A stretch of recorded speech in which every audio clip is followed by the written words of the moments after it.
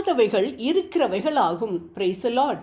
இறந்தவர்களை வாழ்விப்பவரும் இல்லாததை தம் வார்த்தையால் இருக்கச் செய்பவருமாகிய கடவுள் மீது நம்பிக்கை கொண்டு அவர் முன்னிலையில் ஆபிரகாம் நம் தந்தையானார். ரோமியருக்கு எழுதிய திருமுகம் 4வது அதிகாரம் 17வது இறைவார்த்தை.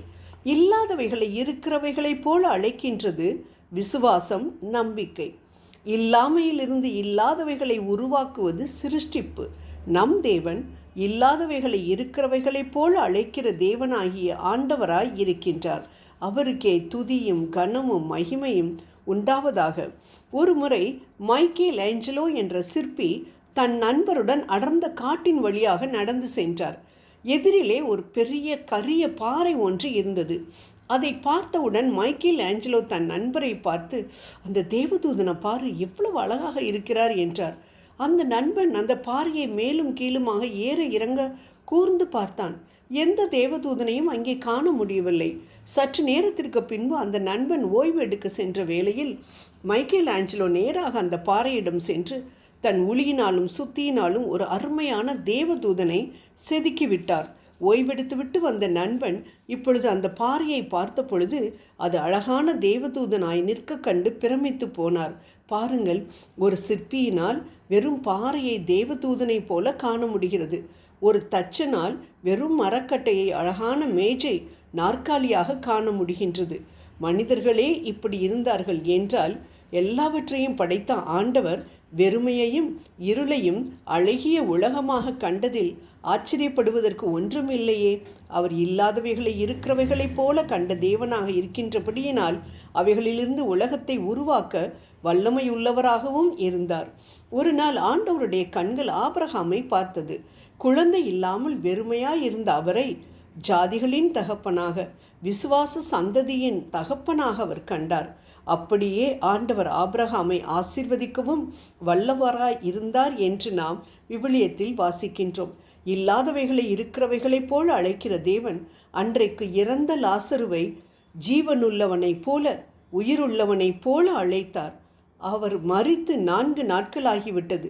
அவருடைய சரீரம் எல்லாம் அழுகி நாறுகின்றது. அவருடைய செவிகள் கேட்கும் திறனற்று போனது. ஆனால் ஆண்டவரோ அவரை மரித்தவன் போல எண்ணாமல் உயிரோடு இருக்கிறவர் போல அழைத்தார். ஆம் அன்பானவர்களே, ஒன்றுமில்லாமையிலிருந்து உலகத்தை படைத்த ஆண்டவர் எப்படி சாராயின் உயிரற்ற கற்பத்தை உயிர்ப்பிக்க வல்லவராயிருந்தாரோ, பிள்ளையற்றவள் என்று அழைக்கப்பட்ட அன்னாளுக்கு இறைவாக்கினர் சாமுவேலை கொடுத்து ஆசிர்வதித்தாரோ, அதேபோல் நம் இயலாமையையும் நம் இல்லாமையையும் பார்த்து கொண்டிருக்கக்கூடிய தெய்வமாக இன்றும் நம்மோடு பேசி கொண்டிருக்கின்றார். என் குடும்பத்தில் அமைதி இல்லையே, என் குடும்பத்தில் சமாதானம் இல்லையே, அன்பில்லையே, பிள்ளை இல்லையே, பணம் இல்லையே, நிம்மதி இல்லையே என வேதனையோடு இருக்கும் அவரது பிள்ளைகளாகிய நம்மை கண்டும் காணாதவர் போல் போகிறவர் அல்ல நம் ஆண்டவர். ஆகவே அவரிடம், நம் தேவனிடம் நாம் இல்லாதவைகளை ஒப்படைப்போம்.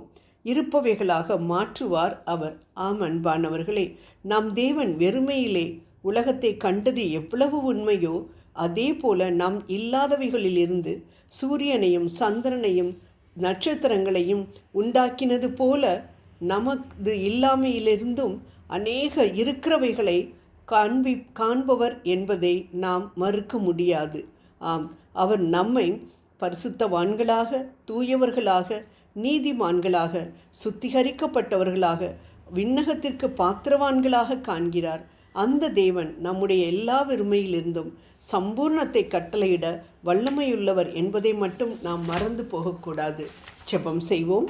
ஒன்றும் இல்லாமையிலிருந்து உலகத்தை படைத்த ஆண்டவரே, குறைகளை நிறைவாக்குபவரே, எனது இயலாமைகள், எனது குறைவுகள் அனைத்தையும் பாதம் சமர்ப்பிக்கின்றேன்.